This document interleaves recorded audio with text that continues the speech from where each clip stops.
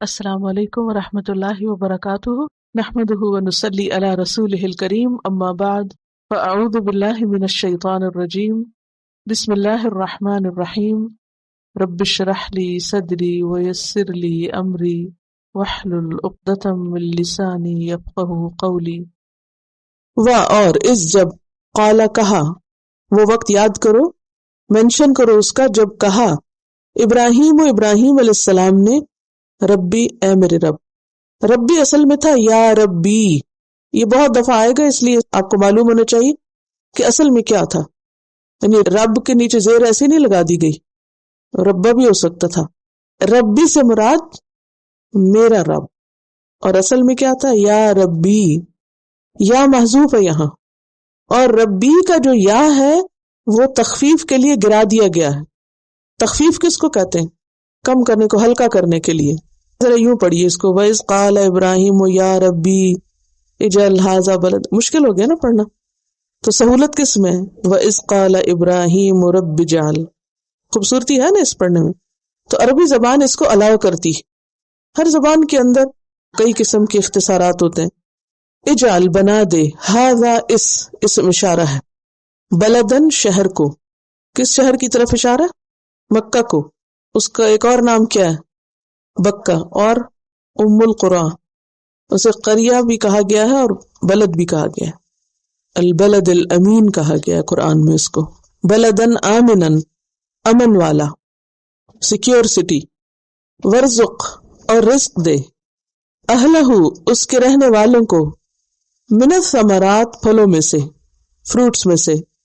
ثمرۃ ان کی جمع پیچھے پڑا، من الثمرات رزقا لکم من آمن منہم، جو ایمان لائیں ان میں سے، یعنی اس شہر کے رہنے والوں میں سے جو ایمان لائیں ان کو۔ کس پر ایمان؟ باللہ، اللہ پر، والیوم الآخر، اور یوم آخرت پر۔ قال، فرمایا اللہ تعالی نے، ومن کفر، اور جس نے کفر کیا، فأمتعہ، پس میں اس کو فائدہ دوں گا۔ متع یمتع تمتیع، فائدہ دینا، فائدہ اٹھانے کا موقع دینا، میں اس کو فائدہ اٹھانے کا موقع دوں گا۔ قلیلاً، تھوڑا سا، یعنی بہت تھوڑا، پھر خالی تھوڑے سے بات نہیں بلکہ بہت ہی تھوڑا۔ ثم، پھر، اضطرہ، میں اس کو مجبور کر دوں گا، فورس کروں گا۔ اس کا روٹ ہے ضاد را را، ضرر۔ استر یستر، کسی کو نقصان دہ اور ناپسندیدہ کام پہ مجبور کرنا۔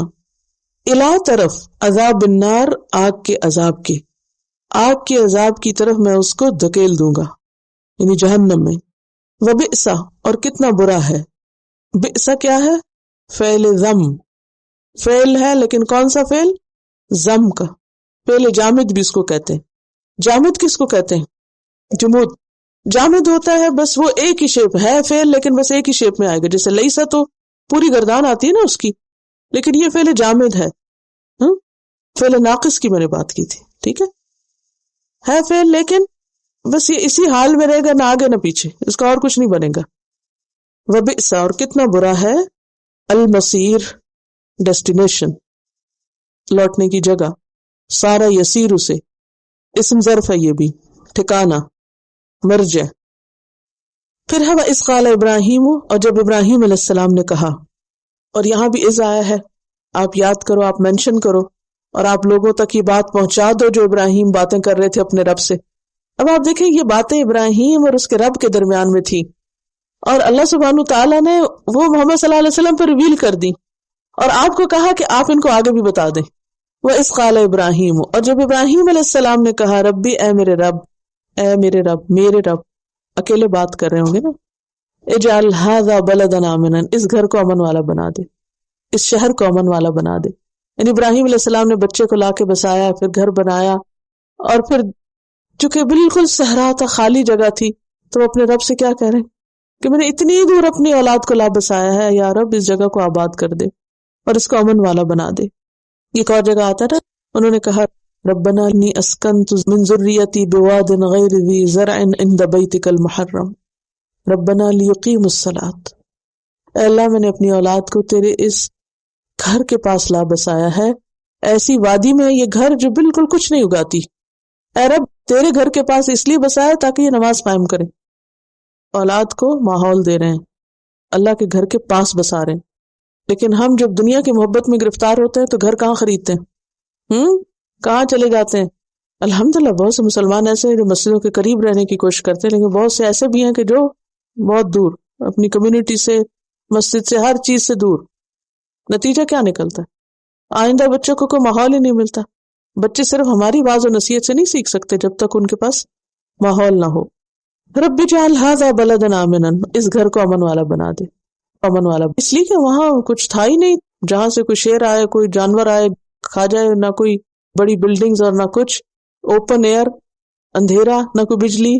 سوچئے ذرا کہ یا اللہ تو اسے سیکیور کر دے. کھانے کو کچھ نہیں، ورزق اہلہ من الثمرات، اس کے رہنے والوں کو پھلوں میں سے کھانا دے، پھلوں میں سے کھلا. پھل کیا ہے؟ بہترین فوڈ ہے، یعنی کھانے کا بہترین حصہ ہے. سبزیوں کے مقابلے میں، دالوں کے مقابلے میں پھل کیا ہے؟ بیسٹ فوڈ ہے. من آمن منہم باللہ، جو ان میں سے ایمان لائے اللہ پر اور یوم آخرت پر. چونکہ پیچھے انہوں نے ساری اولاد کی بات کی تو اللہ تعالیٰ کا نہیں، ظالموں کے لیے کوئی حصہ نہیں. اب آپ دیکھیے ابراہیم علیہ السلام کا ادب اور مینرز، کتنی جلدی بات سمجھی. آئندہ جب دعا مانگی تو بہت سنبھل کے کہ اللہ ان میں سے جو ایمان والے ان کو یہ سب کچھ دے، جو نہ مانے بے شک نہ دے. قال ومن کفر، تو اللہ سبحانہ وتعالیٰ نے فرمایا نہیں، جو کفر کرے گا فأمتعہ قلیلا، میں اس کو تھوڑا سا فائدہ دوں گا، اس کو بھی دوں گا، کیونکہ دنیا میں تو سب کو ہی ملے گا، لیکن قلیلاً، تھوڑا، کیونکہ دنیا میں جتنا کچھ بھی ہے وہ سب تھوڑا ہے. جنت میں کوڑا رکھنے کی جگہ بھی دنیا و مافیہ سے بہتر ہے. ثم اضطرہ الی عذاب النار، پھر میں اسے آگ کے عذاب کی طرف دھکیل دوں گا. پش کرنا، اضطرہ. قرآن پاک کی ایک اور آیت میں آتا ہے یوم یدعون الی نار جہنم دعا، جس دن انہیں جہنم کی آگ میں دھکے مار کے گرایا جائے. اب دیکھیے کہ کبھی کوئی آپ کو پش کرے، پیچھے سے دھکا دے تو کیسے لگتا ہے؟ کیونکہ جہنم ایسی چیز ہے نا، کوئی جانا نہیں چاہے گا، اور پکڑ کر کے ہم نہ جائیں تو انہیں مجبور کر کے دھکا مار کے گرا دیا جائے گا. وبئس المصیر، اور بہت ہی بدترین ٹھکانہ ہے، بدترین جگہ ہے.